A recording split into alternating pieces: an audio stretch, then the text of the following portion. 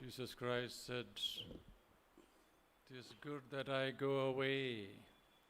യേശു ക്രിസ്തു പറഞ്ഞു, ഞാൻ പോകുന്നത് നല്ലത്. Very surprising, but it's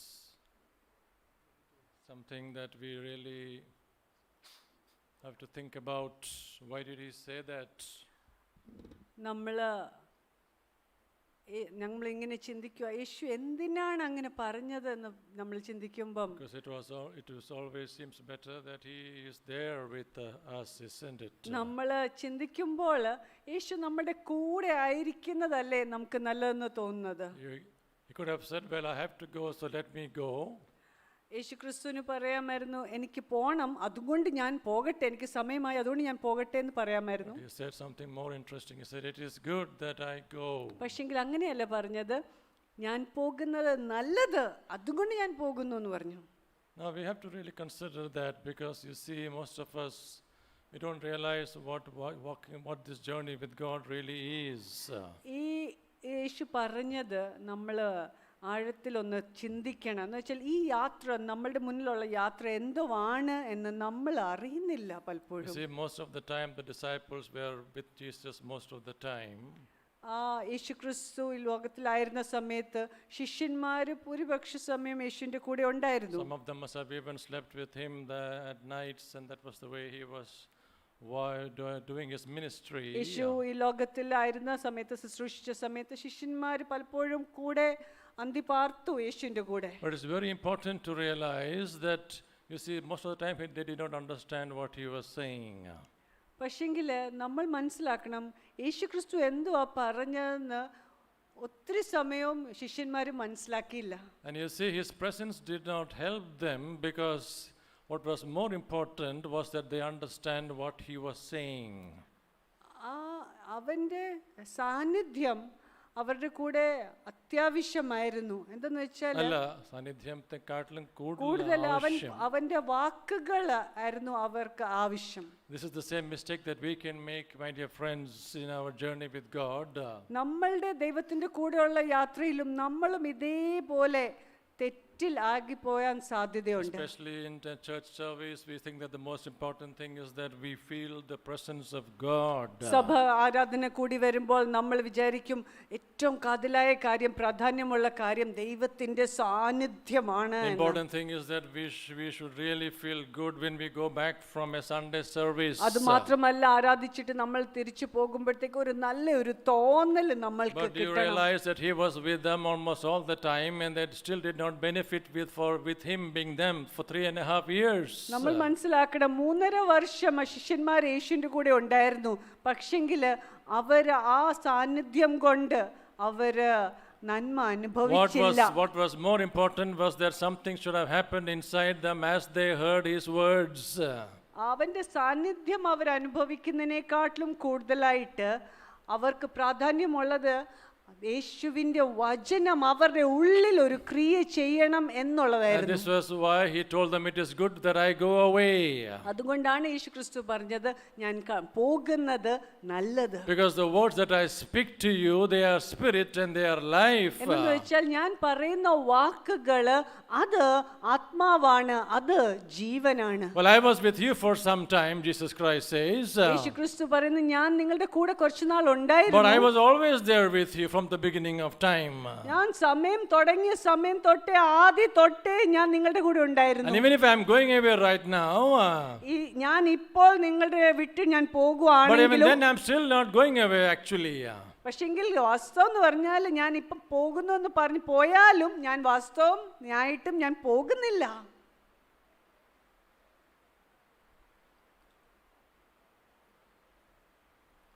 So do you see that we as people of God are benefited only as much as we receive his word into our lives? അതുകൊണ്ട് നമ്മൾ ദൈവജനമായ നമ്മൾ ദൈവത്തിൻ്റെ വചനം നമ്മൾ എത്രമാത്രം നമ്മുടെ ഉള്ളിലോട്ട് നമ്മൾ പ്രാപിച്ചെടുക്കുമോ സ്വീകരിച്ചെടുക്കുമോ അത്ര മാത്രമേ നമുക്ക് ഇതുകൊണ്ട് നന്മ വരുത്തുള്ളൂ. I've been telling you for the past 2 weeks now. കഴിഞ്ഞ 3 ആഴ്ചയായിട്ട് ഞാൻ നിങ്ങളുടെ മുന്നിൽ that God reveals himself through creation, number one. ഒന്ന് സൃഷ്ടിയിൽ കൂടി ദൈവം തന്നെത്താൻ നമുക്ക് വെളിപ്പെടുത്തി തരുന്നു. And I also told you, number 2, that God reveals himself into situations and circumstances of life. ദൈവം ജീവിതത്തിൻ്റെ സാഹചര്യങ്ങൾ സംഭവങ്ങളിൽ കൂടിയും നമുക്ക് തന്നെത്താൻ വെളിപ്പെടുത്തുന്നു എന്ന് ഞാൻ പറഞ്ഞു. But I also want to tell you that God reveals himself as we look into his word. പക്ഷേ ഞാൻ ഇതും പറയാൻ ആഗ്രഹിക്കുന്നു, നമ്മൾ ദൈവവചനത്തിലോട്ട് പോകുമ്പോൾ അവൻ തന്നെത്താൻ നമുക്ക് വെളിപ്പെടുത്തി The തരും. more you search him in his word, the more you will find him. നമ്മൾ എത്രമാത്രം നമ്മൾ ദൈവവചനത്തിൽ അവനെ അന്വേഷിക്കുമോ അത്രമാത്രം നമ്മൾ അവനെ The കണ്ടെത്തും. only important thing that is necessary is this: you to have a ready heart. നമ്മൾക്ക് അത്യാവശ്യമായ കാര്യം ഒന്ന് മാത്രം, ഒരു ഒരുക്കമുള്ള ഒരു ഹൃദയം നമ്മളിൽ കാണണം. Because he will not reveal himself to those who are not willing. മനസ്സൊരുക്കമില്ലാത്തവർക്ക് ദൈവം തന്നെത്താൻ വെളിപ്പെടുത്തി തരത്തില്ല. You have an amazing thing in your hands that you are holding. നിങ്ങളുടെ കയ്യിൽ ഉള്ളത് ഒരു അതിശയകരമായ ഒരു കാര്യം തന്നെയാണ്. It is called the written word of God. ഇതിന്റെ പേര് എഴുതപ്പെട്ട ദൈവവചനം. It is also called the living word of God. ഇത് ദൈവത്തിന്റെ ജീവനുള്ള വചനം എന്നും വിളിക്കപ്പെടുന്നു. Why is it called the living word of God? എന്തിനാണ് ഇതിനെ ജീവനുള്ള ദൈവവചനം എന്ന് Because പറയുന്നത്? this very written word of God becomes alive as the Holy Spirit makes it alive to our hearts. അതിന്റെ കാരണം ഇതാണ്, പരിശുദ്ധാത്മാവ് ഈ എഴുതപ്പെട്ട വചനത്തെ നമ്മളുടെ ഹൃദയത്തിലോട്ട് അത് വെളിപ്പെടുത്തി തരുമ്പോഴത്തേക്ക് ഇത് നമുക്ക് ജീവന്റെ വചനമായി മാറും. You don't have to search God anywhere else. Actually, you just have to go to his word. ദൈവത്തെ അന്വേഷിച്ച് നമ്മൾ എങ്ങും പോകേണ്ട ആവശ്യമില്ല, അവന്റെ വചനത്തിലോട്ട് നമ്മൾ ചെന്നാൽ മാത്രം മതി. What a tragedy when the church is still searching for Jesus when they have him right there in their laps. എത്ര ദുഃഖകരമായ അവസ്ഥയാണ്. സഭ ഇപ്പോഴും അവിടെയും ഇവിടെയും ദൈവത്തെ അന്വേഷിക്കുന്നു. അവരുടെ മടിയിലുള്ള ദൈവവചനം ഈ വേദപുസ്തകത്തിൽ കൂടി ദൈവത്തെ കണ്ടുമുട്ടാമെങ്കിൽ.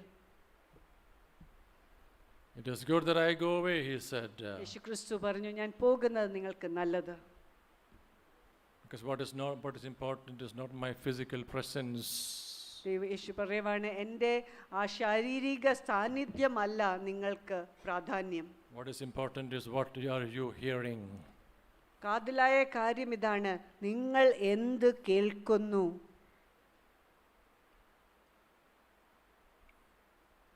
The world will never say that they heard the voice of God.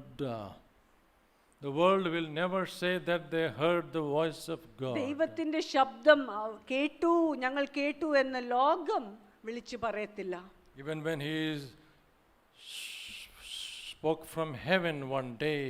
ഒരു ദിവസം സ്വർഗ്ഗത്തിൽ നിന്ന് ദൈവം സംസാരിച്ചപ്പോൾ, You know what the Bible says in the book of John? The people said that it thundered. അവിടെ യോഹന്നാന്റെ സുവിശേഷത്തിൽ ഇങ്ങനെയാണ് എഴുതിയിരിക്കുന്നത്, ജനം പറഞ്ഞു ഈ ആകാശത്തിൽ നിന്ന് ഇടിമുഴക്കമുണ്ടായി എന്ന്. Do you know that portion in the book of John? Isn't it? He was saying something, but the people heard only the thunder. നമ്മൾ മനസ്സിലാക്കണം, യോഹന്നാന്റെ സുവിശേഷത്തിൽ എഴുതിയിട്ടുണ്ട്, ദൈവം അവിടെ ചില കാര്യങ്ങൾ വിളിച്ചു പറയുമായിരുന്നു, പക്ഷെ ജനക്കൂട്ടം കേട്ടത് എന്തുവാ? ഇടിമുഴക്കം മാത്രം. Christ said, "Glorify your name, O Father." The Father said, "I will glorify my name." യേശുക്രിസ്തു പറഞ്ഞു, പിതാവേ അങ്ങയുടെ നാമം മഹത്വപ്പെടുത്തണമേ. അപ്പം പിതാവായ ദൈവം പറഞ്ഞു, ഞാൻ എൻ്റെ നാമം മഹത്വപ്പെടുത്തും എന്ന്. But they said it thundered. They didn't hear the voice of God. പക്ഷെങ്കിൽ അവർ പറഞ്ഞു എന്തുവാ? ഇടിമുഴക്കം ഉണ്ടായി, ഞങ്ങൾ ദൈവത്തിന്റെ ശബ്ദമൊന്നും കേട്ടില്ല, ഇടിമുഴക്കമാ കേട്ടത്. Oh, my dear friends, സുഹൃത്തുക്കളെ, if only we could hear the voice of God. നമ്മൾ ദൈവത്തിന്റെ ശബ്ദം കേട്ടായിരുന്നെങ്കിൽ It makes all the difference in our lives. നമ്മളുടെ ജീവിതത്തിൽ അതാണ് എല്ലാ മാറ്റവും കൊണ്ടുവരുന്നത്. Simple question is, are we ready to hear? ചോദ്യം ഇത്ര മാത്രം, ദൈവത്തിന്റെ ശബ്ദം കേൾക്കാൻ നമ്മൾക്ക് മനസ്സൊരുക്കമുണ്ടോ? I've been going with you through the book of John. യോഹന്നാന്റെ സുവിശേഷത്തിലോട്ട് ഞാൻ നിങ്ങളുടെ കൂടെ പോവുകയാണ്. This is my fourth and the last message. ഇത് എൻ്റെ നാലാമത്തെയും അവസാനത്തെയും സന്ദേശ പരമ്പരയുടെ അവസാനമാണ്.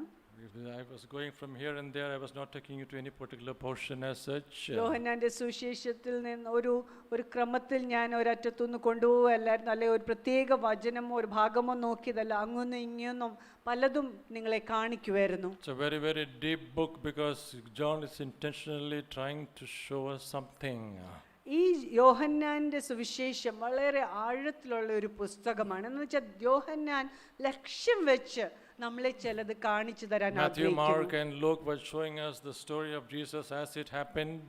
മത്തായി, മർക്കോസ്, ലൂക്കോസിന്റെ സുവിശേഷങ്ങള് യേശു ക്രിസ്തു ഈ ലോകത്തിലായിരുന്ന സമയത്ത് എന്തൊക്കെ നടന്നു എന്ന് അപ്പടി വിളിച്ചു പറഞ്ഞു. But John was doing something very specific. He wanted to show us exactly some things, and he was trying hard to reveal those things to us. പക്ഷെങ്കിൽ യോഹന്നാന് ചില കാര്യങ്ങള് വിളിച്ചു പറഞ്ഞ് ചിലതിൽ കൂടി ചില കാര്യങ്ങൾ ഒരു ലക്ഷ്യം വെച്ച് പറഞ്ഞു തരാൻ ആഗ്രഹിക്കുമായിരുന്നു. We will look one more time as what he was saying to us through his book. ഈ പുസ്തകത്തിൽ കൂടി യോഹന്നാൻ എന്തുവാ നമ്മളോട് പറഞ്ഞു തരാൻ ആഗ്രഹിച്ചത് നമ്മൾ ഒന്നുകൂടെ നോക്കാം. Let me ask you a question. Why was the Jews so angry with Jesus?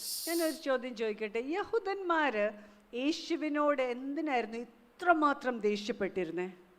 You see, because almost at the beginning of his ministry, they were already trying to make plans to kill him. നമ്മൾ വചനം നോക്കുമ്പോൾ നമുക്ക് മനസ്സിലാവും, യേശുവിൻ്റെ ശുശ്രൂഷ തുടങ്ങിയ സമയം തൊട്ട് തന്നെ യഹൂദന്മാര് യേശുവിനെ കൊല്ലാനായിട്ട് അവർ പദ്ധതി ഇടുമായിരുന്നു. Were they so angry just because he healed on the Sabbath? യേശു ക്രിസ്തു ശബത്ത് ദിവസം രോഗികളെ സൗഖ്യമാക്കിയതും കൊണ്ട് അവനെ കൊല്ലാൻ ശ്രമിച്ചതാണോ? I don't think so. അങ്ങനെ ആ ശബത്ത് ദിവസം സൗഖ്യപ്പെടുത്തിയതും കൊണ്ട് മാത്രമല്ല യേശുവിനെ കൊല്ലാൻ ശ്രമിച്ചത്. Even though they made it a big thing, ആ ഒരു ചെറിയ കാരണം അവരൊരു വലിയ സംഭവമാക്കി മാറ്റി. അല്ല, അത് വലിയ സംഭവമാക്കാൻ മാറ്റാൻ ശ്രമിച്ചെങ്കിലും അവരുടെ മനസ്സിൽ വേറെ ആയിരുന്നു. It was not about the Sabbath. They were not concerned about the glory of God.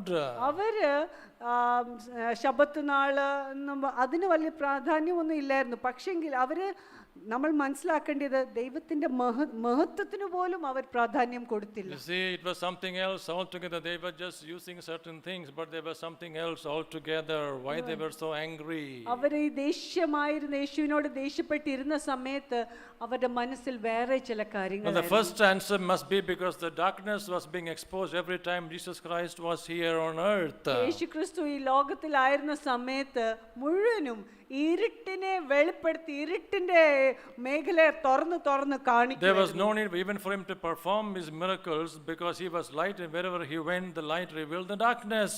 യേശു ക്രിസ്തു അത്ഭുതങ്ങളും അടയാളങ്ങളും ചെയ്യേണ്ടി പോലും ആവശ്യമില്ലായിരുന്നു. എന്ന് വെച്ചാൽ യേശു ക്രിസ്തു എവിടെ പോയി എന്തു പറഞ്ഞു എല്ലാത്തിൽ കൂടിയും ഇരുട്ടിനെ അത് തുറന്നു കാണിക്കുവായിരുന്നു. When we go to certain places, people are not bothered because we are just a human being, isn't it? But here was a man who was full of the Spirit, and he was the light of the world, and wherever he went the demons knew he was there. യേശു ക്രിസ്തു സാധാരണ ഒരു വ്യക്തിയെ പോലെ അല്ലായിരുന്നു. എവിടെ പോയാലും അത്ഭുതങ്ങളും അടയാളങ്ങളും നടന്നു. ഈവൻ പിശാചുക്കൾക്ക് അറിയാമായിരുന്നു ഇവൻ ആരായിരുന്നു എന്ന്. You see, and the most affected was the religious spirits. They were the most agitated out of all. ഏറ്റവും ദേഷ്യപ്പെട്ട് ഏറ്റവും യേശുവിനോട് അങ്ങ് വിരോധമായിരുന്നത് മതത്തിന്റെ ആത്മാവായിരുന്നു. Because you see, it is the religious spirits, they were so angry. He exposed their hypocrisy. അവരുടെ ആ മതഭക്തിയുടെ ആത്മാവിന്റെ ആ കപടത യേശു തുറന്നു കാണിക്കുവായിരുന്നു. It's always much more dangerous to expose hypocrisy than to expose sin. It's much more dangerous to expose hypocrisy than to expose sin. പാപം തുറന്നു കാണിക്കുന്നതിനെക്കാട്ടിലും അപകടമാണ് കപടഭക്തി ഒക്കെ തുറന്നു കാണിക്കുന്നത്. I'm not surprised why we have so many splits in the churches. സഭകളിൽ എത്രമാത്രം വേറെ ഒരു എന്തുവാ ഡിവിഷൻസ് ഒക്കെ ഉണ്ടാകുന്നതിൽ ഞാൻ ആശ്ചര്യപ്പെടുന്നില്ല. You see, because someone said recently, we are worse than the world. ഒരു വ്യക്തി ഈയിടെ പറഞ്ഞു, നമ്മൾ സഭ ലോകത്തിനെക്കാട്ടിലും വല്ലാത്തൊരവസ്ഥയിലാണ്. We are actually acting worse than them. Even they have more love than us. അവർ പറഞ്ഞത് ഇങ്ങനെയാണ്, അവർക്ക് ലോകത്തിന് നമ്മൾ കാണിക്കുന്നതിനെക്കാട്ടിലും കൂടുതൽ സ്നേഹമുണ്ട്. It's interesting, isn't it? But the fact of the matter is that You see, there is hypocrisy inside more than outside. വാസ്തവം എന്തെന്ന് വെച്ചാൽ വെളിയിലുള്ള കപടത്തെക്കാട്ടിലും കൂടുതൽ ഉള്ളില് അവിടെ സഭയുടെ അവിടെ ഉള്ളിലുണ്ട്. കപടതയുടെ ആവശ്യമില്ല. അവിടെ തുറന്ന് പാപമാണെങ്കിൽ ഞാൻ പാപികയെന്ന് പറയും. കപടത എവിടെ കൂടുതൽ കാണുന്നത്? സഭയ്ക്കകത്താണ്. Hypocrisy is seen more in the church, not outside. കാരണം നമ്മൾ പുറമേ ഒരാളും അകത്ത് വേറൊരാളും ആയിട്ട് ജീവിക്കുന്നത് അത്ര എളുപ്പമല്ല. It's not easy to live as one person inside and another person revealing outside. കർത്താവ് നല്ലൊരു വാക്ക് ഉപയോഗിച്ചു. എന്തുവാ? White wash Toomes. എന്താ മലയാളത്തിൽ എന്താ പറയുമ്പോ? വെള്ള തേച്ച് ശവക്കല്ലറ. നിങ്ങൾ നോക്കൂ, അവരെ പറ്റിയാ നമ്മളെ പറ്റിയൊന്നുമല്ല, വേറെ ആരുടെ പറ്റിയാണ്. നമ്മളെ അയക്കാം. Very likely that it could be one of us. ഒരു പക്ഷേ അത് നമ്മളെ കുറിച്ചും കൂടി അയക്കാം. കാരണം സഭയുടെ ആൾക്കാരെ നോക്കിയിട്ടാണ്, അന്നത്തെ സഭയെ നോക്കിയിട്ടാണ് കർത്താവ് പറഞ്ഞത് കേട്ടോ, പുറത്ത് നോക്കിയിട്ടല്ല പറഞ്ഞത്. Jesus looked at the church and said that at that time he was not looking at the crowd. എന്താ ഞങ്ങളെ വരട്ടുവന്നു ചോദിക്കും. ഞാൻ വരട്ടുമല്ല, ഞാൻ ജസ്റ്റ് ബൈബിൾ തുറന്ന് കാണിക്കുന്നതേ ഉള്ളൂ കേട്ടോ. See, I'm not saying from somewhere else. I'm speaking from the scriptures. You see, they were so angry for being exposed. അവരെ തുറന്ന് കാണിച്ചപ്പോഴത്തേക്ക്, അവരുടെ അവസ്ഥകൾ തുറന്ന് പറഞ്ഞപ്പോഴത്തേക്ക് അവർക്ക് അങ്ങ് ദേഷ്യം വന്നു. ഒരാൾ ഞങ്ങളുടെ വന്ന് പറഞ്ഞു പണ്ടൊരാള് ഞങ്ങൾ വിവാഹം നടത്തി കൊടുക്കുകയായിരുന്നു. ഇപ്പം പുള്ളി ദേഷ്യപ്പെട്ട് വന്ന് പറഞ്ഞു, നിങ്ങൾ എന്തുവാ ചെയ്യുന്നത്? One day we were conducting a wedding and then one person came in.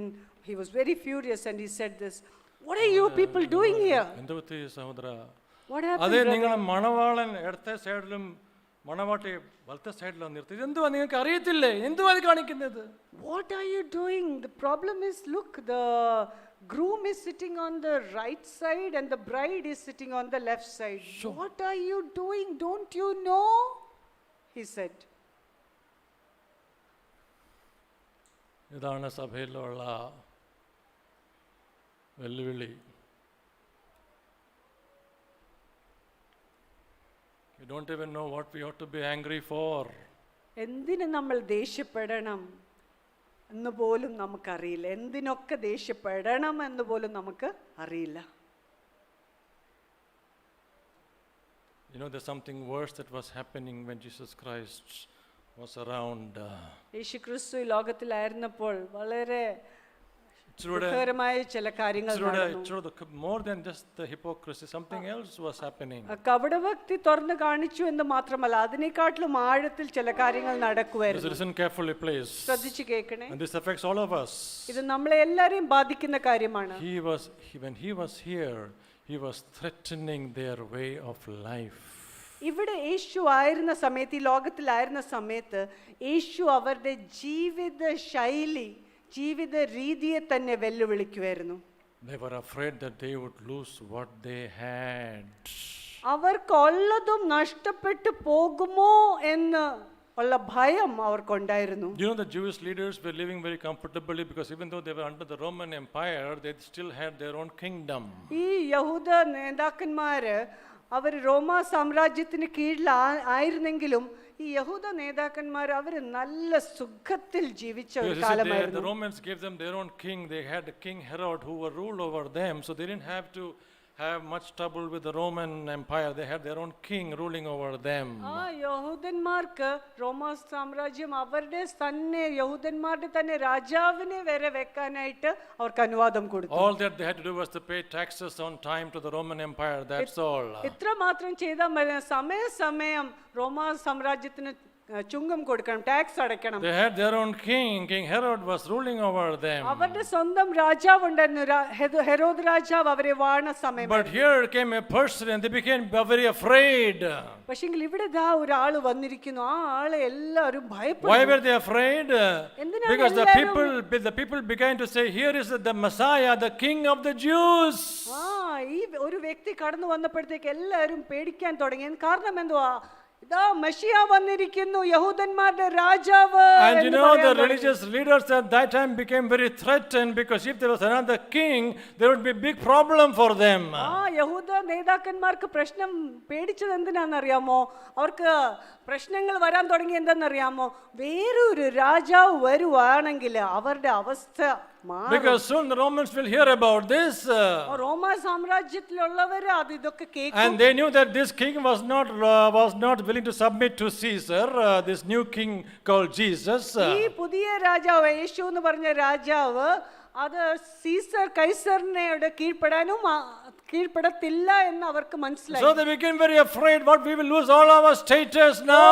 അവർ പേടിച്ച് ഭയന്നു. എന്ന് വെച്ചാൽ അയ്യോ നമ്മളുടെ അവസ്ഥ എല്ലാം മാറും, നമുക്കുള്ള ആനുകൂല്യങ്ങളെല്ലാം He is becoming more famous. He is becoming more and more famous because he is doing mighty miracles. ഒത്തിരി അത്ഭുതങ്ങളും അടയാളങ്ങളും ചെയ്യുന്ന ഈ യേശു എന്ന് പറഞ്ഞ ആള് അത് ഒത്തിരി The പ്രശസ്തനാകുന്നു. people will soon say, let's make him king over us. പെട്ടെന്ന് ആൾക്കാർ ഇനിയും പെട്ടെന്ന് യേശുവിനെ പിടിച്ച് രാജാവാക്കത്തില്ലേ We will നമ്മൾ? lose all that we have. നമുക്കുള്ളതെല്ലാം നഷ്ടപ്പെട്ടു പോകും എന്ന് അവർ ചിന്തിച്ചു.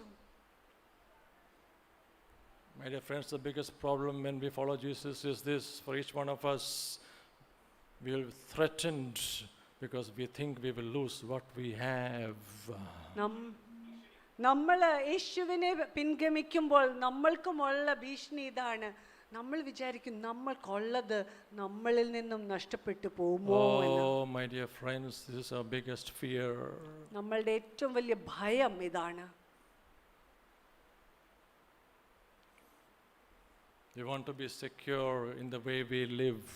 നമ്മൾ ജീവിക്കുന്ന ആ രീതിയിൽ നല്ല സുരക്ഷിതമായി അങ്ങ് ജീവിച്ചു We don't പോകണം want നമ്മൾ we don't ആഗ്രഹിക്കുന്നത്. want the earth to shake under our feet. നമ്മളുടെ കാലിന് കീഴിലുള്ള ഭൂമി കുലുങ്ങി അത് മാറിപ്പോവാൻ നമ്മൾ ആഗ്രഹിക്കുന്നില്ല. So when we were in Assam, I was born and brought up in Assam, by the way. ഞാൻ ആസാമിലാണ് ജനിച്ചു വളർന്നത്. We used to have many earthquakes there. അവിടെ എപ്പോഴും ഭൂമികുലുക്കം Every ഉണ്ടാവും. time we had an earthquake, we knew the earth was shaking and we ran out because we somehow knew we had to run. ഓരോ പ്രാവശ്യവും ഇങ്ങനെ ഭൂമി കുലുങ്ങാൻ തുടങ്ങുമ്പോഴത്തേക്കും ഞങ്ങൾ വീടും വിട്ട് വെളിയിൽ ഓടുമായിരുന്നു. ഞങ്ങൾക്ക് അറിയാമായിരുന്നു അങ്ങനെ കുലുങ്ങുമ്പോൾ ഓടണമെന്ന്. Because you see, it's not stable anymore. We just no one told us to run. We just run because we know it's not safe inside. ഞങ്ങൾക്കറിയാം സുരക്ഷിതമല്ല, അതുകൊണ്ട് നമ്മൾ ഓടുമായിരുന്നു.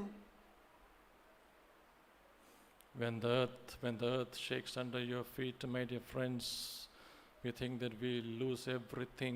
നമ്മളുടെ കാലിന്റെ കീഴിലുള്ള ഭൂമി കുലുങ്ങാൻ തുടങ്ങുമ്പോൾ നമുക്ക് മനസ്സിലാവും എല്ലാം നഷ്ടപ്പെടാൻ സാധ്യതയുണ്ട്. And even after we have become believers, my dear friends, after you have been in the church for many years, ഒത്തിരി നാള് സഭയിൽ വരാൻ തുടങ്ങി, ഒത്തിരി നാളായി വിശ്വാസിയായതിനു ശേഷവും sometimes it seems that we become comfortable inside the church.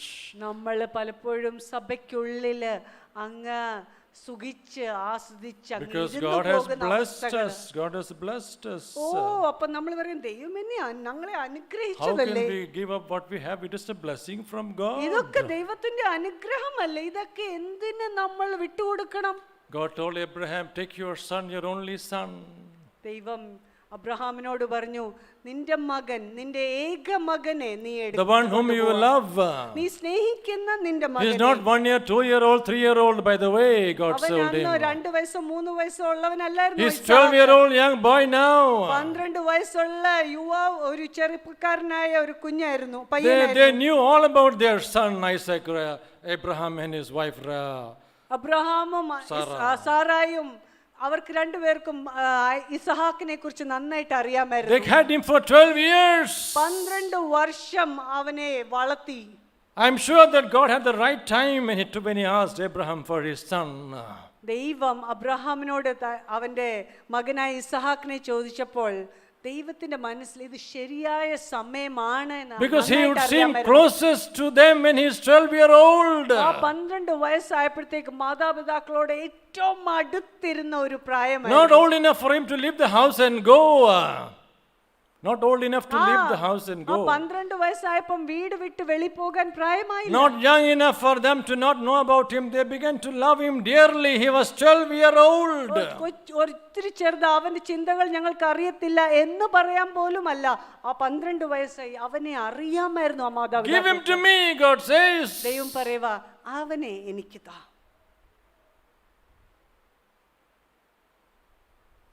Give me your job, give me your business, give me what I want. Suppose God asks you, what would you do?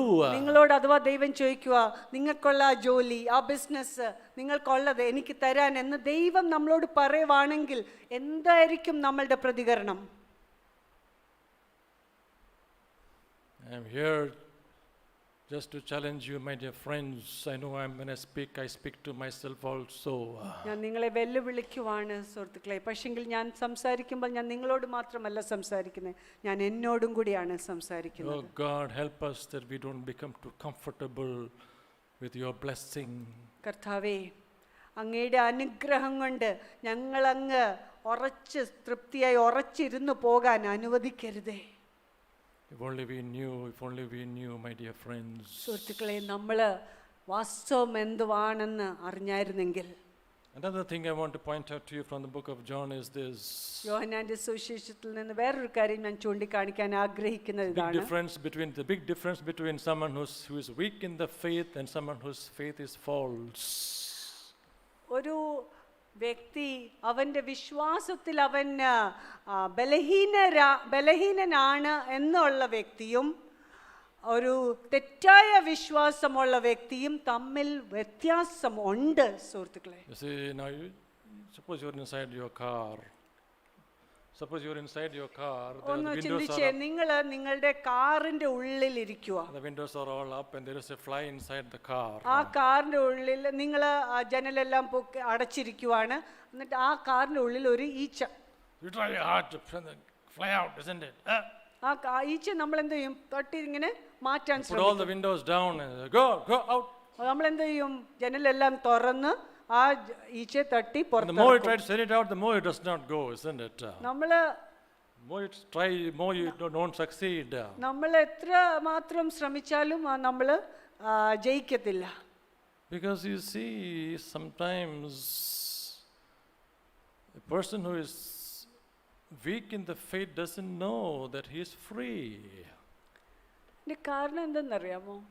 ഒരു വ്യക്തി വിശ്വാസത്തിൽ ബലഹീനനാണ് എങ്കിൽ, അത് പക്വത പ്രാപിക്കാത്ത ഒരു വ്യക്തിയാണെങ്കിൽ അവൻ സ്വതന്ത്രനായി എന്നുള്ള വാസ്തവം അവൻ അറിയുന്നില്ല. It will take time for him to realize that he is free, but yes, one day he will be more and more aware that he has been set free. അവൻ സ്വതന്ത്രമായെന്നൊന്ന് മനസ്സിലാക്കാനായിട്ട് സമയമെടുക്കും. പക്ഷെങ്കിൽ ഒരു ദിവസം അവന് മനസ്സിലാകും, ഓ, എന്നെ ദൈവം സ്വതന്ത്രനാക്കിയല്ലോ എന്ന്. And soon he will be enjoying his freedom more and more. അങ്ങനെ അവൻ അത് മനസ്സിലാകാൻ തുടങ്ങുമ്പോഴത്തേക്ക് ആ സ്വാതന്ത്ര്യത്തെ അവൻ ആസ്വദിക്കാൻ തുടങ്ങും. But you see, there are others whose faith is not acceptable. The windows are still up, you are still bound. പക്ഷെങ്കിൽ മറ്റുള്ള ചിലര് അവരുടെ വിശ്വാസം ദൈവത്തിന് സ്വീകാര്യമേ അല്ല. ആ ജനല് പൊക്കി അടഞ്ഞിരിക്കുവാണ്, അവൻ കെട്ടപ്പെട്ട പോലെ ഇരിക്കുവാണ്. He thinks that because he just believes in what God can do, he is free. അവൻ ചിന്തിക്കുന്നത് ദൈവത്തിന് എന്ത് ചെയ്യാൻ സാധിക്കും എന്ന് ഞാൻ വിശ്വസിക്കുന്നു എന്ന് വിചാരിച്ചാൽ അത് മതി, ഞാൻ സ്വതന്ത്രനാണ് എന്ന് വിശ്വസിക്കുന്നു. We saw this verse last time, isn't it? Chapter 4. Can we go there please quickly? Chapter 4 and verse 48. യോഹന്നാന്റെ സുവിശേഷം 4-ാം അധ്യായം 48-ാം വാക്യം നമുക്ക് നോക്കാം. യേശു അവനോട്, നിങ്ങൾ അടയാളങ്ങളും അത്ഭുതങ്ങളും കണ്ടിട്ടല്ലാതെ വിശ്വസിക്കയില്ല എന്ന് പറഞ്ഞു. Now look at this very carefully, please. നമുക്കിതൊന്ന് ശ്രദ്ധിച്ചു നോക്കാം. In English there is a word called simply. That word should not have been there, but it is actually there in the English Bible. English വേദപുസ്തകത്തിൽ ഒരു വാക്കുണ്ട്, അവിടെ വെറും, simply not believe, നിങ്ങൾ വിശ്വസിക്കേയില്ല, വെറും വിശ്വസിക്കുന്നില്ല എന്ന്. You see, but here please note that Christ is not making a negative statement here. അവിടെ കർത്താവ് ഒരു വിപരീതമായ രീതിയിലല്ല He is not saying, oh, I'm just fed up of you people, I really don't like to show you signs and wonders, but what to do? Only this is the only way that you will believe in me, so I have to keep on doing miracles. യേശു ഇങ്ങനെയല്ല പറഞ്ഞു, അയ്യോ നിങ്ങളെയും കൊണ്ട് എനിക്കങ്ങ് ശല്യമായി, എത്ര അത്ഭുതങ്ങളും അടയാളങ്ങളും ചെയ്താലും നിങ്ങൾക്ക് മനസ്സിലാകത്തില്ല, ഇനി മനസ്സിലാക്കാൻ ഞാൻ ഇനി അത്ഭുതങ്ങൾ ചെയ്തോണ്ടിരിക്കണമല്ലോ എന്നല്ല. That was not what Jesus Christ is saying here, my dear friends. അങ്ങനെയല്ല ഇവിടെ യേശു പറയുന്നത്. Because he always did his miracles out of his great love and compassion he had. യേശു ക്രിസ്തു അത്ഭുതങ്ങളും അടയാളങ്ങളും ചെയ്തതിന്റെ കാരണം എന്തുവാ? യേശുവിന്റെ ആ സ്നേഹവും മനസ്സലിവും കാരണമാണ്. When he saw someone sick, he had compassion and he healed them. ഒരു രോഗിയെ കണ്ടിട്ട് മനസ്സലിവ് തോന്നിയിട്ട് ആ വ്യക്തിയെ സൗഖ്യമാക്കി. When he saw a woman bent for 18 years, 18 വർഷം കൊണ്ട് കൂനിയായ ഒരു സ്ത്രീയെ കണ്ടപ്പോൾ, he said, how can this woman be bound for 18 years like this? She has been bound by the devil. I want to set her free right now. 18 വർഷം കൊണ്ട് പിശാചിനാൽ ബന്ധിതയായ ഈ സ്ത്രീയെ എനിക്ക് സ്വതന്ത്രമാക്കണം എന്ന് പറഞ്ഞ് സൗഖ്യമാക്കി. You saw a man with a withered hand. He had only half a hand. ആ കൈ മുരടനായ അവസ്ഥയിൽ ആയിരുന്ന ആളെ കണ്ടിട്ട് മനസ്സലിവ്. It was the Sabbath day and he was inside the synagogue, by the way. യേശു അന്നേരം ദേവാലയത്തിന്റെ ഉള്ളിലായിരുന്നു, അതൊരു ശബത്ത് ദിവസവുമായിരുന്നു. And they were looking at him one time, trying to see what he is going to do. അവരിങ്ങനെ സൂക്ഷിച്ചു നോക്കുമായിരുന്നു, യേശു ഇനി എന്ത് ചെയ്യാനാ Because the Bible says very clearly, he got angry, he was grieved in his heart because he saw that they did not want him to heal on the Sabbath day. അവിടെ വേദോസം പറയുന്നത് അവരോട് യേശു ദേഷ്യപ്പെട്ടു. അവർക്ക് യേശുവിന് സങ്കടവും ദേഷ്യം വന്നതിന് കാരണം എന്തോ? ശബത്ത് ദിവസം അദ്ദേഹത്തെ ആ മനുഷ്യനെ സൗഖ്യമാക്കാൻ അവർ സമ്മതിച്ചില്ല. How can I keep myself from healing this man? Let your hand, stretch forth your hand, he said. ഈ മനുഷ്യനെ സൗഖ്യമാക്കാതെ ഞാൻ എങ്ങനെ ഇരിക്കും? നിന്റെ കൈ നീട്ടുക എന്ന് യേശുവിനോട് പറഞ്ഞു. You think he was tired of doing miracles?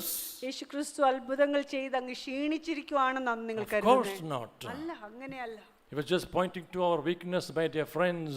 യേശു നമ്മളുടെ ബലഹീനത കാണിക്കുകയായിരുന്നു. Because he knew unless he came to us at our point of need, we will not give attention to him.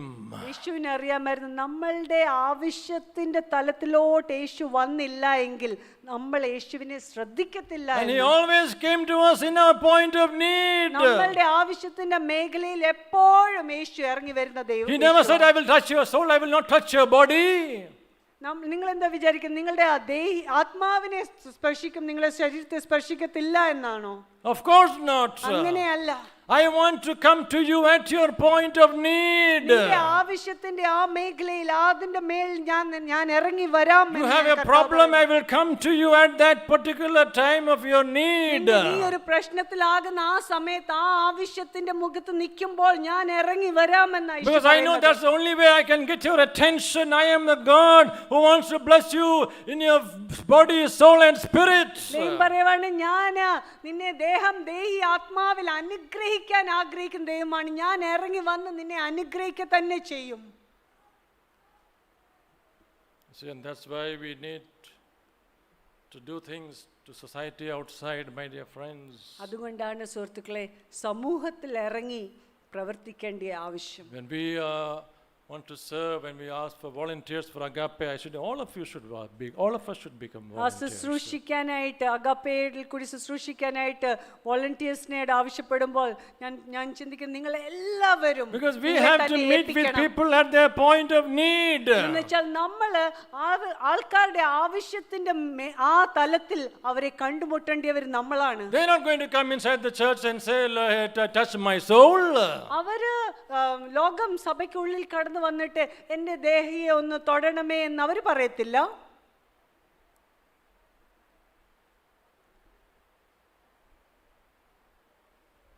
We also need to be careful. നമ്മൾ ജാഗ്രതയുള്ളവരുമായിരിക്കണം. You know why? എന്തുകൊണ്ടെന്ന് അറിയാമോ? Because some people come to church not because they want help from Jesus. They come to church because they want help from the church. ചിലവര് സഭയിൽ കടന്നു വരുന്നത് യേശുവിൽ നിന്ന് സഹായം തേടിയല്ല, ആൾക്കാരിൽ നിന്ന് സഹായം തേടിയാണ്. We can't afford to make people dependent on us. ആൾക്കാരെ നമ്മളെ ആശ്രയിച്ച് ജീവിക്കാൻ ആരെയും നമ്മൾ വളർത്തിയെടുക്കരുത്. See, we need to Very careful. We need to be wise. നമ്മൾ വളരെ ശ്രദ്ധയുള്ളവർ, ജാഗ്രതയുള്ളവർ ആയിരിക്കണം.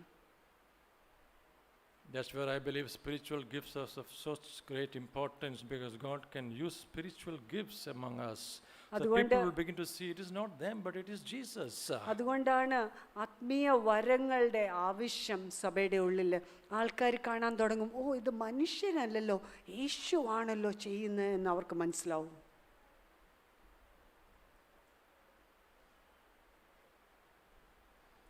Unless you see signs and wonders, you will not believe. അത്ഭുതങ്ങളും അടയാളങ്ങളും കാണാതെ നിങ്ങൾ ഒട്ടും വിശ്വസിക്കത്തില്ല എന്നാണ് യേശു പറയുന്നത്. Because this man actually believed that Jesus Christ could heal his son. ഇവിടെ നമ്മൾ വായിക്കുന്ന ഈ പശ്ചാത്തലത്തിൽ ഈ മനുഷ്യന് അറിയാമായിരുന്നു അദ്ദേഹത്തിന്റെ മകനെ യേശുവിനെ സൗഖ്യപ്പെടുത്താൻ പറ്റുമെന്ന്. So why did Jesus say this then? അങ്ങനെ അത്രയും വിശ്വാസം ഉണ്ടായിട്ട് പിന്നെ എന്തിനാ യേശു ഇങ്ങനെ പറഞ്ഞത്? Listen carefully. I'll repeat this what I told you last time one more time. കഴിഞ്ഞ പ്രാവശ്യം ഞാൻ പറഞ്ഞത് പിന്നെയും ഞാൻ ഇത് ആവർത്തിച്ച് പറയാം, നിങ്ങൾ ശ്രദ്ധിച്ചു കേൾക്കണേ. Saving faith is not when you believe what God can do. നമ്മൾക്ക് വേണ്ടി യേശുവിന് എന്ത് ചെയ്യാൻ പറ്റും എന്ന് വിശ്വസിക്കുന്നതല്ല രക്ഷിക്കുന്ന വിശ്വാസം. Saving faith is when you begin to see who Jesus is. യേശു ആരാണ് എന്ന് നമ്മൾ കാണാൻ തുടങ്ങുമ്പോഴാണ് അതാണ് രക്ഷിക്കുന്ന വിശ്വാസം. Because that's the faith that will bring us to our knees. എന്ന് വെച്ചാൽ ആ വിശ്വാസം, യേശു ആരാണ് എന്ന് വിശ്വസിക്കുന്ന ആ വിശ്വാസം നമ്മളുടെ മുട്ട് മടക്കി. 10 lepers came to Jesus. 10 കുഷ്ഠരോഗികൾ യേശുവിന്റെ അടുത്ത് വന്നു. All 10 went away and all 10 got healed. 10 പേരും കടന്നുപോയി, അവർ 10 പേർക്കും സൗഖ്യം ലഭിച്ചു. 9 of them went their own way. One of them came back and said, I want to know this guy who healed me. 9 പേരും സൗഖ്യം പ്രാപിച്ച് അവരുടെ വഴി പോയി. പക്ഷേ ഒരാൾ മടങ്ങി വന്നിട്ട് പറഞ്ഞു, എന്നെ സൗഖ്യപ്പെടുത്തിയ ആരാണ്, അവനെ എനിക്കൊന്ന് അറിയണം. You know what happened? He did not just come and say, oh Lord, I thank you that you healed me. യേശുവേ നന്ദി, എന്നെ സൗഖ്യപ്പെടുത്തിയ നന്ദി എന്ന് The Bible മാത്രമല്ല says he പറഞ്ഞത്. fell on his knees and said, yes, you are worthy of my life. അദ്ദേഹം വന്ന് യേശുവിന്റെ കാൽക്കൽ വീണിട്ട് പറഞ്ഞു, നീ എൻ്റെ ജീവിതത്തിന് യോഗ്യനാണ്.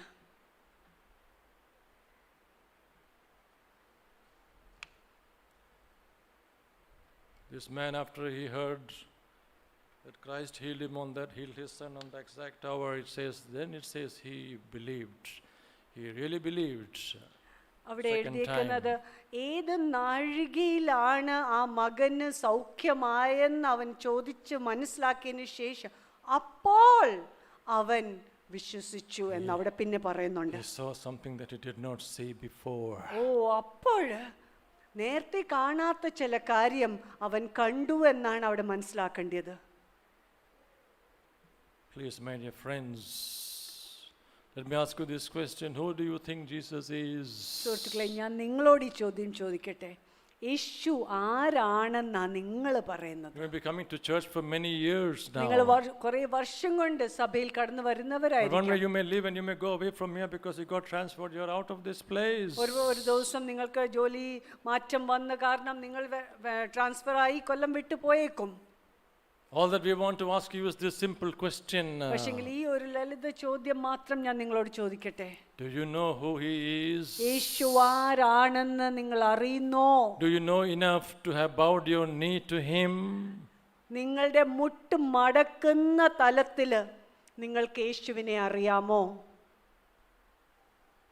Or are you still waiting for one more miracle to happen? One more miracle to happen. അതോ നിങ്ങൾ ഇനിയും ഒരു അത്ഭുതം കൂടെ നടന്നാൽ, ഒരു അത്ഭുതം കൂടെ ചെയ്താൽ, ഒരു അത്ഭുതം കൂടെ ഞാൻ കണ്ടതിന് ശേഷം എന്നും പറഞ്ഞ് നിങ്ങൾ ഇരിക്കുവാണോ ഇപ്പോഴും? Only God knows and you know whether you have bowed the knee or not. ദൈവത്തിനും നിങ്ങൾക്കും അറിയാം നിങ്ങൾ നിങ്ങളുടെ മുട്ട് ദൈവത്തിന് മുന്നിൽ മടക്കിയിട്ടുണ്ടോ ഇല്ലയോ എന്ന്.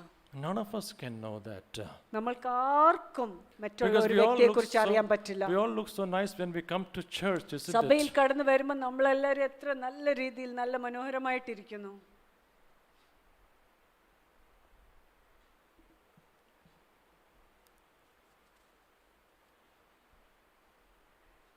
Stop with saying one more thing. ഒരു കാര്യം കൂടെ പറഞ്ഞ് ഞാൻ അവസാനിപ്പിക്കാം. The book of John talks so much about eternal life. യോഹന്നാന്റെ സുവിശേഷം നിത്യജീവനെ കുറിച്ച് ഒത്തിരി പറയുന്നുണ്ട്.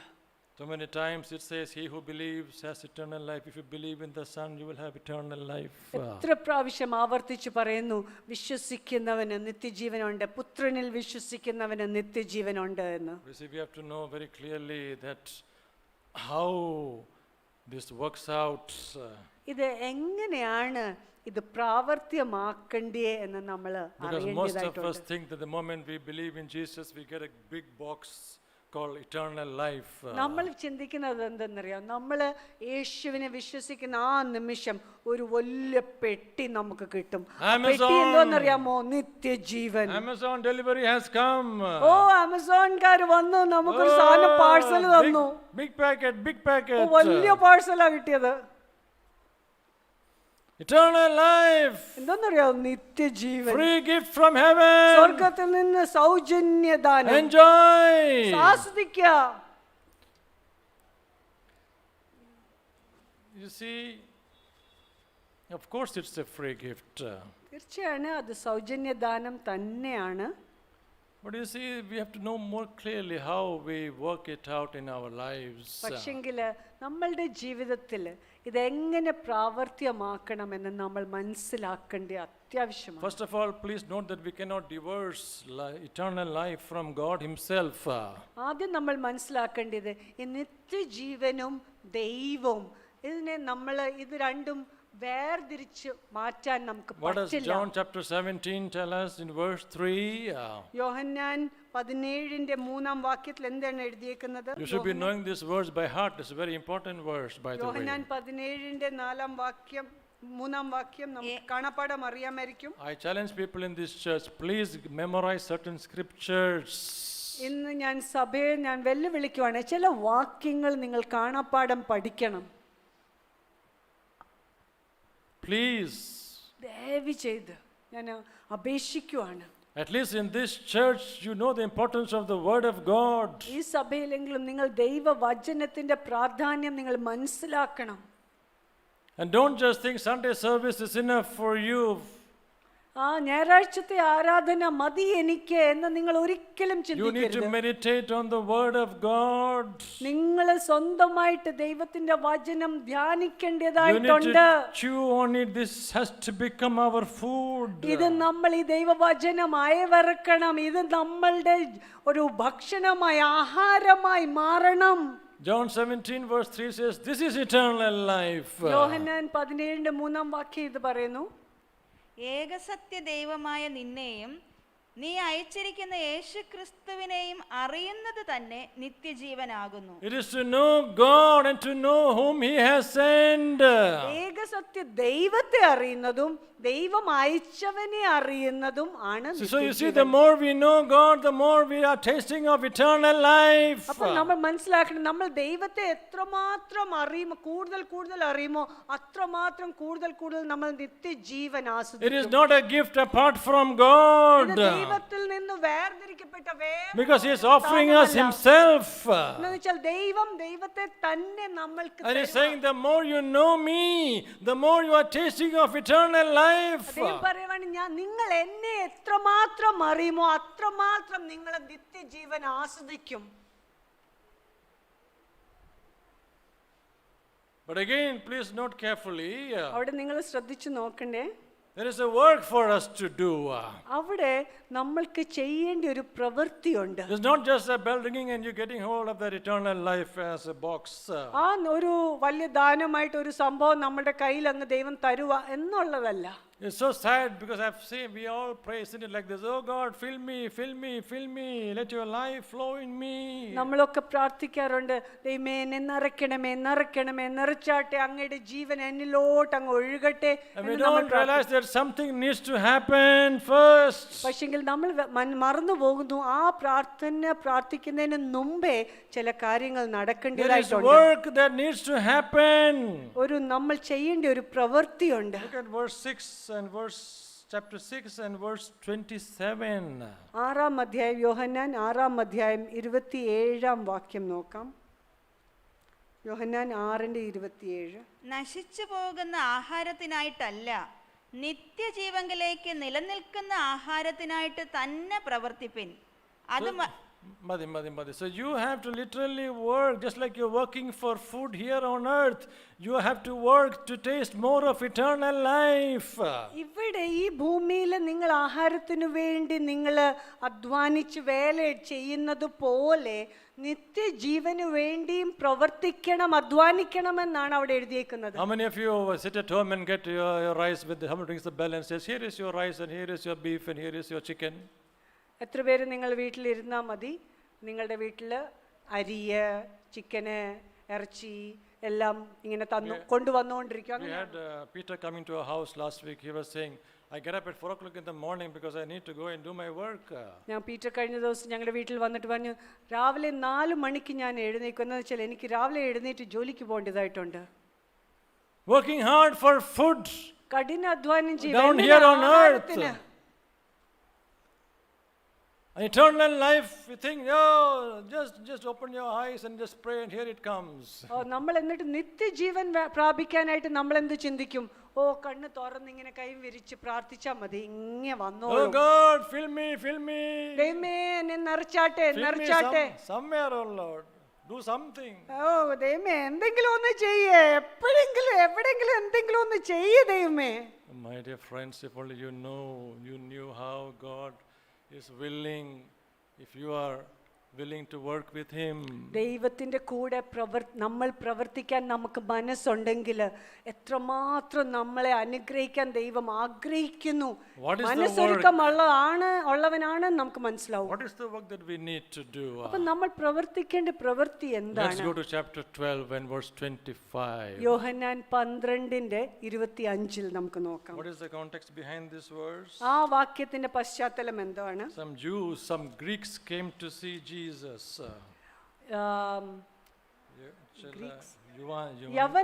യവനന്മാർ ചിലർ യേശുവിനെ കാണാൻ വന്നു. They came to Philip and said, we want to see Jesus. അവര് ഫിലിപ്പിന്റെ അടുത്തോട്ട് വന്നിട്ട് ചോദിച്ചു, ഫിലിപ്പോസിന്റെ അടുത്ത് വന്ന് ചോദിച്ചു, ഞങ്ങൾക്ക് യേശുവിനെ കാണണം. Philip was very impressed. ഓ, അപ്പോഴത്തേക്ക് ഫിലിപ്പോസ് ഭയങ്കര സന്തോഷിച്ചു. Greeks have come to see Jesus. യേശുവിനെ കാണാനായിട്ട് യഹൂദന്മാരല്ല, യവനര് വരുന്നു. We knew our master had great potential. Now we know. ഓ, ഞങ്ങൾക്ക് മനസ്സിലായി യേശു ഭയങ്കര പ്രശസ്തിയുള്ളവനാകുവാണ്. He is becoming world famous. ഓ, ഭയങ്കര ലോക പ്രശസ്തനാകാൻ പോവാ യേശു. International Church of God. ഓ, അന്തർരാഷ്ട്രീയ ദൈവസഭ. നമ്മുടെ ഈ പേരൊക്കെ പോരാ കേട്ടോ, ഇന്റർനാഷണൽ എന്നുള്ള പേരൊക്കെ വന്നാലും ശരിയാവത്തുള്ളൂ കേട്ടോ. ഡിസൈപ്പിൾസ് ഫെലോഷിപ്പ് ഒന്നും പോരാ.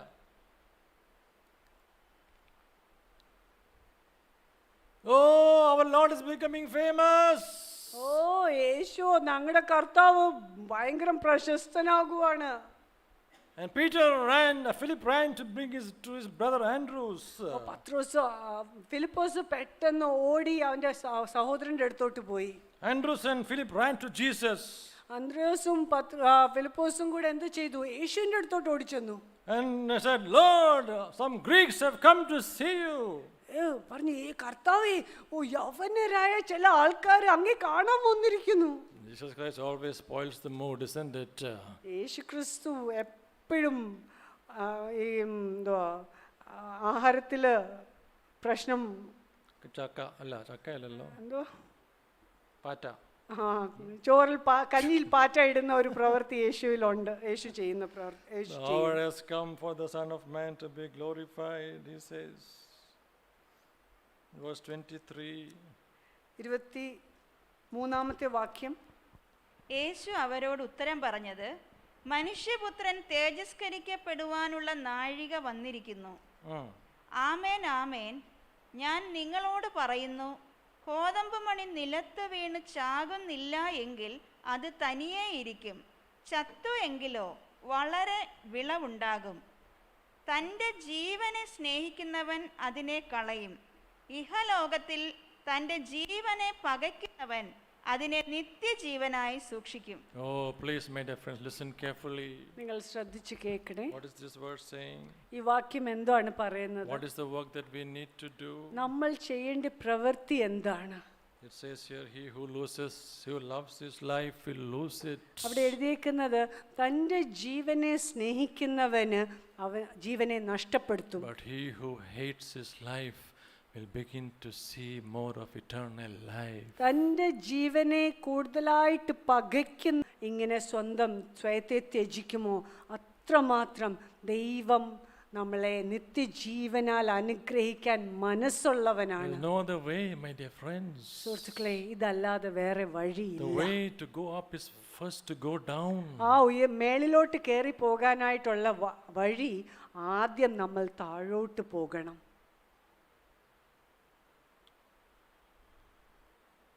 Now you see, it's not that we are losing everything, we are gaining everything.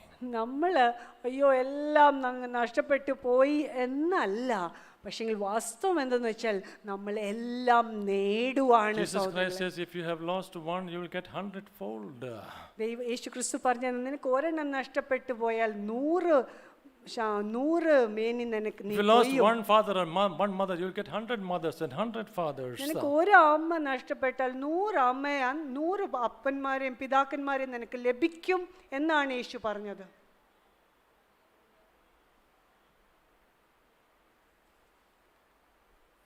We have to lose our lives, my dear friends. സുഹൃത്തുക്കളെ, നമ്മൾ നമ്മുടെ ജീവിതം നഷ്ടപ്പെടുത്തിയേ മതിയാവും. That is the work that we have to do. അതാണ് നമ്മൾ ചെയ്യേണ്ട പ്രവൃത്തി.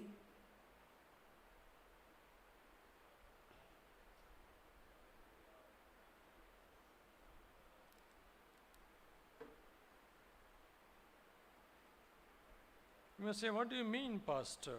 നിങ്ങൾ ചോദിച്ചേക്കാം, പാസ്റ്റർ എന്താണ് ഈ പറഞ്ഞു വരുന്നത്? So I have a very simple answer to you. വളരെ ലളിതമായ ഒരു ഉത്തരം. Did God kill Isaac? ദൈവം ഇസഹാക്കിനെ കൊന്നോ? But the fact is, Abraham had to lose Isaac before he found his son back. വാസ്തവം എന്തെന്ന് വെച്ചാൽ ഇസഹാക്ക് തൻ്റെ മകനെ തിരിച്ച് പ്രാപിക്കുന്നതിന് മുമ്പേ ഇസഹാക്ക് തൻ്റെ മകനെ നഷ്ടപ്പെടുത്തേണ്ടതായിട്ടുണ്ടായിരുന്നു. You may get back your job, you may get back your money. നിങ്ങൾക്ക് ഒരു പക്ഷേ നിങ്ങൾക്ക് നിങ്ങളുടെ ജോലി തിരിച്ചു കിട്ടിയേക്കും, നിങ്ങളുടെ പണം തിരിച്ചു കിട്ടിയേക്കും.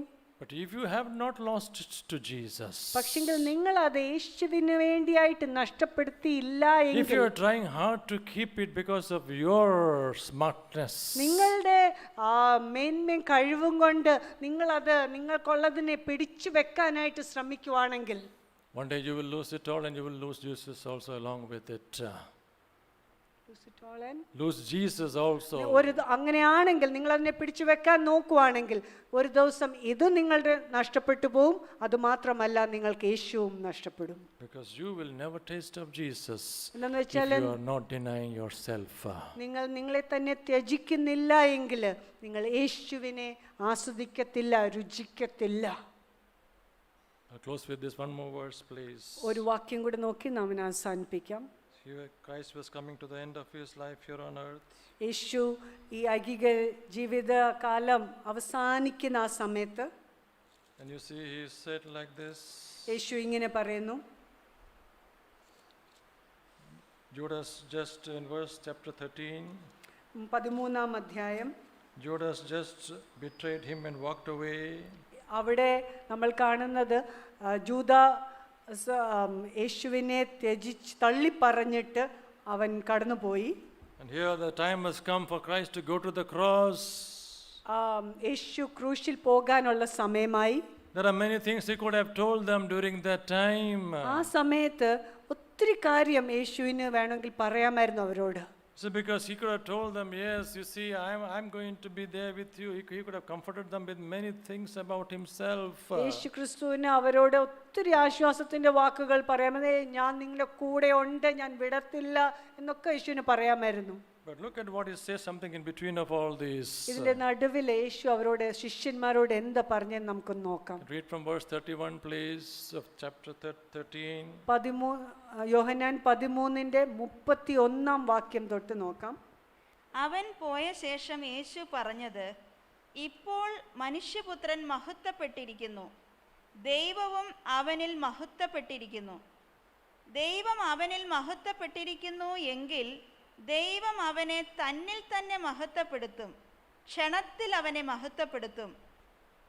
കുഞ്ഞുങ്ങളെ, ഞാൻ ഇനി കുറഞ്ഞൊന്ന് മാത്രം നിങ്ങളോട് കൂടെയിരിക്കും. നിങ്ങൾ എന്നെ അന്വേഷിക്കും.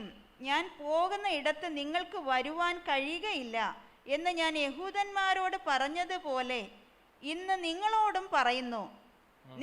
നിങ്ങൾ തമ്മിൽ തമ്മിൽ സ്നേഹിക്കണം എന്ന് പുതിയൊരു കൽപ്പന ഞാൻ നിങ്ങൾക്ക് തരുന്നു. ഞാൻ നിങ്ങളെ സ്നേഹിച്ചതുപോലെ നിങ്ങളും തമ്മിൽ തമ്മിൽ സ്നേഹിക്കണം എന്ന് തന്നെ. നിങ്ങൾക്ക് തമ്മിൽ തമ്മിൽ സ്നേഹമുണ്ടെങ്കിൽ നിങ്ങൾ എൻ്റെ ശിഷ്യന്മാർ എന്ന് എല്ലാവരും അറിയും. See, he is just about to go to the cross. ഇവിടെ നമ്മൾ കാണുന്നത് യേശു ആ ക്രൂശിലോട്ട് പോകുന്ന ആ സമയം And he എടുത്തിരിക്കുന്നു. calls them little children. What an endearing phrase to use. Little children. അവിടെ യേശു വിളിക്കുവാണ്, കുഞ്ഞുങ്ങളെ. കുഞ്ഞുങ്ങളെ എന്ന്. Where I am going, you cannot come. ഞാൻ പോകുന്നിടത്ത് നിനക്ക് വരാൻ പറ്റില്ല. Don't worry, I am there with you. പക്ഷെങ്കിൽ നീ വിഷമിക്കേണ്ട, ഞാൻ നിന്റെ കൂടെ ഉണ്ട്. But he said something very important for us to pay attention to, my dear friends. പക്ഷെങ്കിൽ ശ്രദ്ധിക്കേണ്ട വളരെ പ്രാധാന്യമുള്ള ഒരു കാര്യം അവിടെ പറയുന്നുണ്ട്. You would have wondered, why did he say this here? നമ്മൾ വിചാരിക്കുക, ഇവിടെ എന്തിനാ യേശു ഇങ്ങനെ പറയുന്നത്? He says, a new command I give to you, യേശുവോട് പറയുവാണ്, ഞാൻ ഒരു പുതിയ കൽപ്പന നിങ്ങൾക്ക് തരുവാണ്, that you love one another. നിങ്ങൾ തമ്മിൽ തമ്മിൽ സ്നേഹിക്കണം. Why? എന്തുകൊണ്ട്? Because I am preparing you for the intense battle ahead, he says. എന്തെന്ന് വെച്ചാൽ യേശു പറയുവാണ്, ഒരു ഭയങ്കരമായ യുദ്ധം മുന്നിൽ വരാൻ പോകുന്നു, അതിനുവേണ്ടി ഞാൻ നിങ്ങളെ തയ്യാറാക്കുവാണ്. You're going to face lot of difficulties. ഒത്തിരി പ്രതിസന്ധികൾ നിങ്ങൾ നേരിടാൻ Little പോകുകയാണ്. children, കുഞ്ഞുങ്ങളെ, I am going away, and where I go you cannot come. ഞാൻ പോകുകയാണ്, ഞാൻ പോകുന്നിടത്ത് നിങ്ങൾക്ക് വരാൻ പറ്റില്ല. You will go through many difficult times. നിങ്ങൾ ഒത്തിരി പ്രയാസ സാഹചര്യങ്ങളിൽ കൂടി കടന്നു പോകും. People say that what some of the disciples were put in burning oil and they were killed. ഇങ്ങനെയാണ് പറയുന്നത്, ചില ശിഷ്യന്മാരെ തിളച്ച എണ്ണയ്ക്കകത്ത് മുക്കി കൊന്നു. Some were crucified upside down. ചിലരെ Some people. കീഴ്മേലായിട്ട് ക്രൂശിച്ചു എന്ന്. Little children, കുഞ്ഞുങ്ങളെ, let me tell you one thing. ഞാൻ നിങ്ങളോട് ഒരു കാര്യം You പറയട്ടെ. cannot take this journey alone. ഈ യാത്ര നിങ്ങൾക്ക് തന്നെ ഒറ്റയ്ക്ക് എടുക്കാൻ പറ്റില്ല. You need each other. നിങ്ങൾക്ക് തമ്മിൽ തമ്മിൽ ആവശ്യമുണ്ട്, അന്യോന്യം ആവശ്യമുണ്ട്. You may wonder, why did he say this here? എന്തിനാണ് ഇവിടെ യേശു പറയുന്നത്? Because he was preparing them for the long dark days ahead. എന്തെന്ന് വെച്ചാൽ നീണ്ട ഇരുണ്ട ദിവസങ്ങൾക്ക് വേണ്ടി യേശു തന്റെ ശിഷ്യന്മാരെ And ഒരുക്കുവായിരുന്നു. he was saying, you should share with each other, love each other. യേശു പറയുക, നിങ്ങൾ തമ്മിൽ തമ്മിൽ പങ്കുവെക്കണം, നിങ്ങൾ തമ്മിൽ തമ്മിൽ സ്നേഹിക്കണം. That's where you can find your strength from. അങ്ങനെയാണ് നിങ്ങൾക്ക് ബലം പ്രാപിക്കാൻ Don't stay പറ്റുന്നത്. separate and isolated from each other. നിങ്ങൾ ഒറ്റപ്പെട്ട് അങ്ങ് മാറി ആയി പോകരുത്. Why are we trying hard for you to attend the life groups? എന്തിനാണ് നിങ്ങൾ ലൈഫ് ഗ്രൂപ്പ്സ് അറ്റൻഡ് ചെയ്യണമെന്ന് പിന്നെയും പറയുന്നത്? Because we want you to share your life with each other. അതിന്റെ കാരണം ഇതാണ്, നിങ്ങൾ നിങ്ങളുടെ ജീവിതം മറ്റുള്ളവരുമായിട്ട് പങ്കുവെക്കണം എന്ന് നമ്മൾ. You may not find a great preacher preaching to you in the life group. Life ഗ്രൂപ്പിൽ വെച്ച് ഒരു വലിയ പ്രസംഗകൻ നിങ്ങളോട് പ്രസംഗിക്കുന്നൊന്നും നിങ്ങൾക്ക് കേൾക്കാൻ But പറ്റില്ല. you need to share your life with others.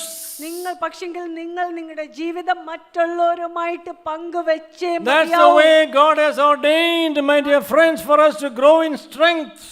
അങ്ങനെയാണ് ദൈവം നിയമിച്ചത്. അവിടെയാണ് നമ്മൾ ബലം പ്രാപിക്കുന്നത്.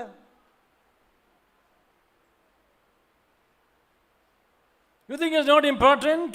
നിങ്ങൾ എന്താ ചിന്തിക്കുന്നത്? അത് പ്രാധാന്യമുള്ള കാര്യമല്ല എന്നാണോ? I went to church on Sunday morning. ഞാൻ ഞായറാഴ്ച രാവിലെ സഭയിൽ കടന്നു വരുന്നുണ്ട്. You want a tick mark from God? നിങ്ങൾക്ക് എന്താ Blue tick, WhatsApp? യേശുവിൽ നിന്ന് ഒരു ബ്ലൂ ടിക്ക് എന്ന് ഞാൻ കണ്ടു, നീ ഞായറാഴ്ച വരുന്നത് എന്ന് യേശു പറയണം. അങ്ങനെയാണോ നിങ്ങൾ ആഗ്രഹിക്കുന്നത്? Don't you think that you are facing battles which you may lose most of the time? നിങ്ങൾ യുദ്ധങ്ങൾ നേരിടുവാണ്, പലപ്പോഴും അത് തോറ്റു പോകുന്നു എന്ന് നിങ്ങൾ കാണുന്നുണ്ടോ?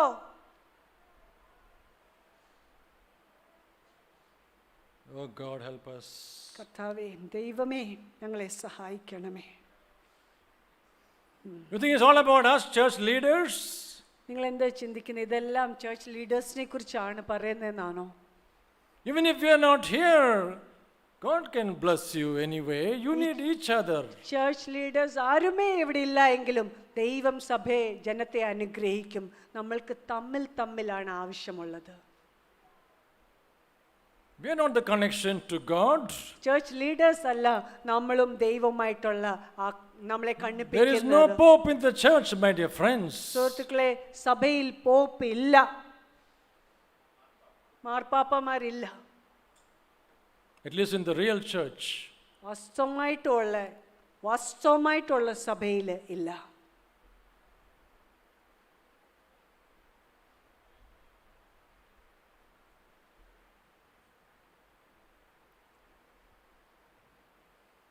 Jesus Christ knew we're going to face difficulties.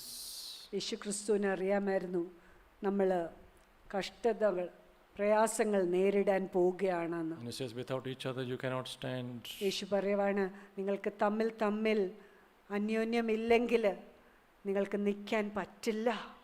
You think you are big enough not to need anyone?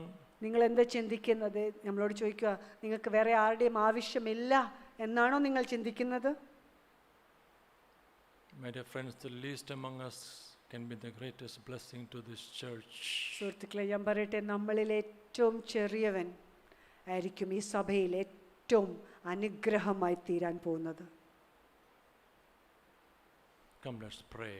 നമുക്ക് പ്രാർത്ഥിക്കാം.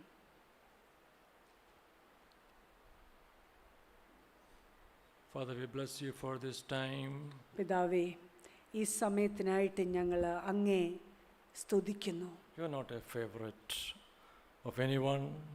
അങ്ങ് ആർക്കും മുഖപക്ഷം കാണിക്കുന്ന ദൈവമല്ലല്ലോ. Oh God, ദൈവമേ, if only we knew how much you are willing.